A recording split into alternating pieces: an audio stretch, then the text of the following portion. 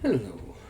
So I'm going to focus on stages of cognitive development.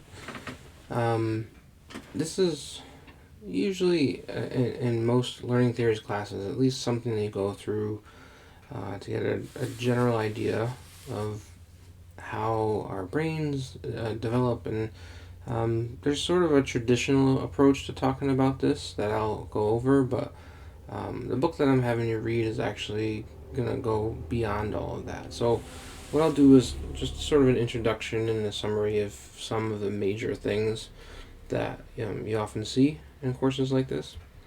Um, One of the first stages of development that you see is Erikson's stages, and he came up with this quite some time ago. Um, this is largely based on his own observations, his own kids, and that kind of stuff, right? And so he sort of broke down life into these 8 major stages, and you can see them listed here. Feel free to pause at any time, okay? But it has to do more with the psychosocial development, which, of course, the social emotional pieces of us are always connected to learning in general. So um, it's important to sort of get a sense as to you know what we might be dealing with. So if you really start with stage 3, you're talking about preschoolers there, and then you get into about stage 5, stage 6, but really stage 3, 4, and 5 is sort of what we see, at least according to Erikson there. So you, again, just pause and take a look at that. And I'll say there's this other graphic that I put there with a little more information about each one of the stages too.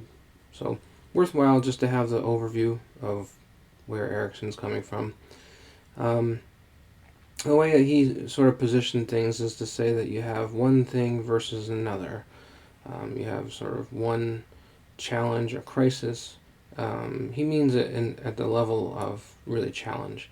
Um, that within the life stage, there's something that you have to be confronted with and learn about, and it's not really until you deal with that in a deeper way that you progress into the next stage.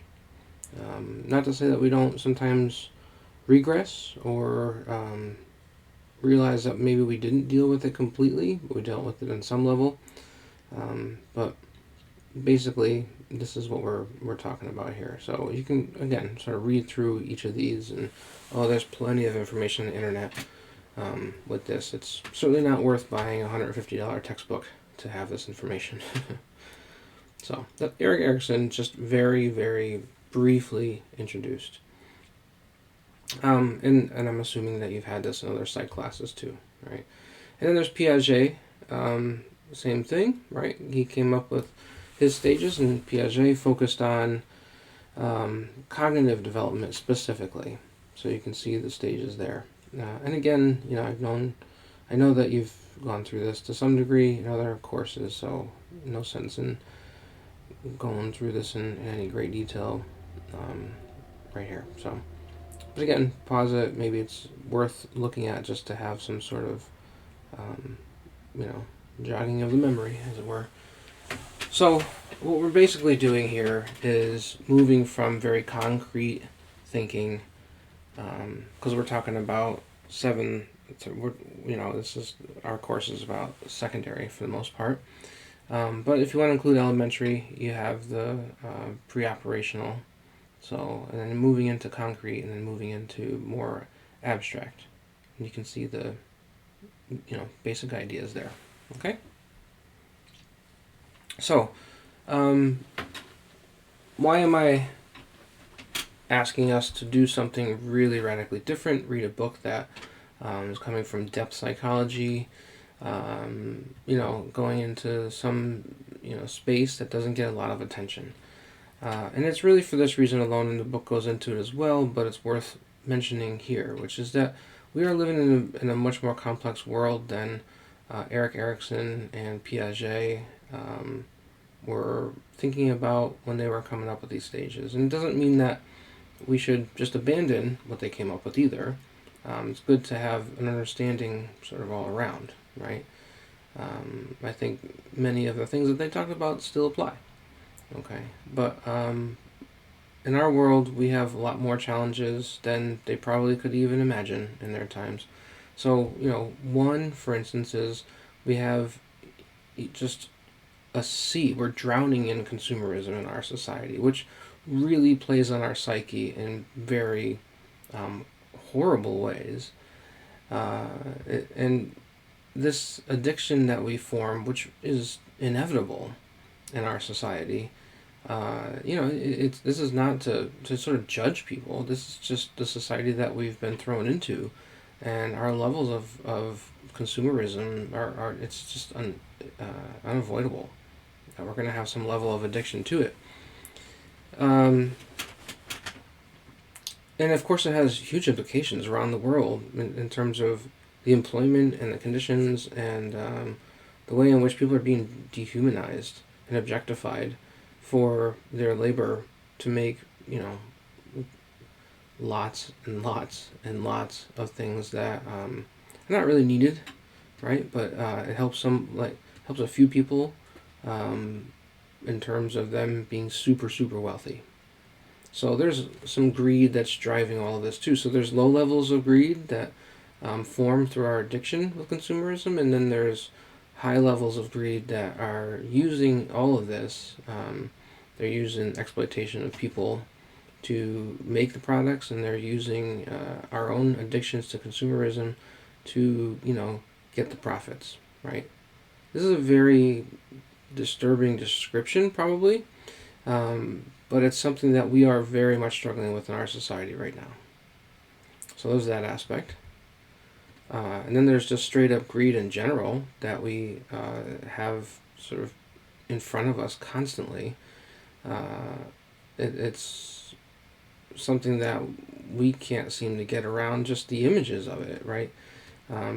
Whether it's something as seemingly innocent, quote unquote innocent, like the Disney castle, right? Which is, castles come from feudalistic time periods, and royalty was really not so awesome. I can go on, right? But this sort of fairy tale fantasy land of the wealthy and castles and Scrooge McDuck and right, everything is just sort of made into these very Disney princesses, made into these very sugar coated storylines, and again for profit. Disney's no idiot when it comes to this. They know that we lap this stuff up, and we do. Disney is one of the most successful companies on the planet, and that's just Disney, right? But the images that we have are all around us are hardcore in terms of getting us to buy in to the system of greed that we need to. We don't have a choice. If we don't buy into it, then we don't get money. And we suffer for a long period of time in our lives if we're not going to just jump into this, head first, right? So there's that, which is super intensified. And of course, the world around us, the environment around us is suffering immensely because of all of these really horrific, stupid things that the human species does to this planet. We are not a responsible species, to say the least. We are very irresponsible. Anyway, if you put just those huge pieces there, we're in a spot that we need to really consider things at a different level. So the book that I have you reading, Plotkin's book, is asking us to look much more deeply into our stages of development. And this is one thing that you'll find in the book, and you're reading chapters based on the different stages, right? So as you sort of start with stage 1 there on the right side and go around clockwise, he's going through in a much more what he calls a soulcentric. He's trying to get at something that's a bit, I'd say, beyond our everyday understanding of how we even think of ourselves. one thing to note here is that, and I've read other works of his, not just this one book here, right? Nature and the Human Soul is not his first book. If you're interested, you can read other stuff from him. But one thing to note here is the use of the word soul. And it's not the common usage that you may be thinking of, right? If you look in the book there, if you look in the early chapters, and I know there's a lot of words, it's very, very wordy, so there's that. But you'll come across his definition, and the soul for him is not the definition that we oftentimes think of, which is sort of this innermost aspect of our being that sort of has this energetic piece to us, I guess I'll call it for now, right? He's not talking about that per se. What he's really talking about is, and he says this in very clear terms, is that the soul is sort of our place where we think we belong, what our contributions are, how we locate ourselves, and what we do in our lives. It's the important thing or things that not just make us who we are, but also how we contribute to our communities and to each other and to nature. So finding that soul is an important task. And so as you go from stages 1 through 3, 1 through 3 are really asking, or not asking, but are about somebody who is moving from sort of self-awareness to sort of social awareness, right? So early childhood, middle childhood, and then to early adolescence. And then stage 4, which is absolutely crucial. And this is where secondary teachers especially have, one, I think a responsibility to learn what depth psychology is asking of us, which is, this is a crucial stage in our lives where we don't just create our own identity, sort of superficially, but we are very much looking for, in a very deep way, who we are. And so stages 1 through 3 are getting us prepared for that experience of really exploring what it means to be the sort of deeper, soulful, what even connected perhaps to our higher self person that we truly want to be. Somebody who has purpose, meaning, contribution, is prepared for challenges as best they can be, and so forth, right?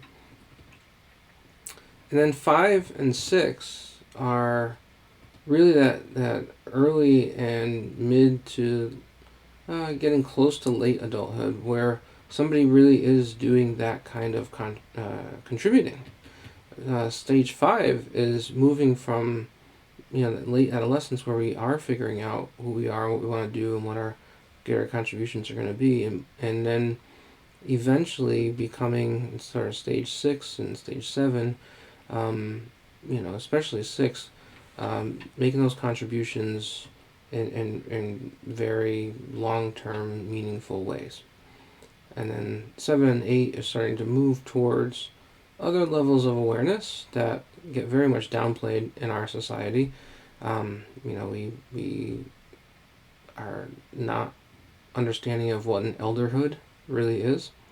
But there's a great meaning there that we can sort of get into. But and there's more contributions that can happen at that level too, but it tends to be different. It tends to be at a broader life level than it's not so task oriented anymore. It's more about getting into sort of meanings of life and such. But the point here, why would we need to consider this as teachers in this time period? Given all of the things that we're going through, all the challenges that we have, a planet that's falling apart, constant divisiveness and selfishness and greed, and all these things that just sort of whack us over the head on a very ongoing basis, we're taught to be very binary thinkers and there's always somebody else who's our enemy and all that kind of crap, right? All of that is going to keep us in this very destructive place.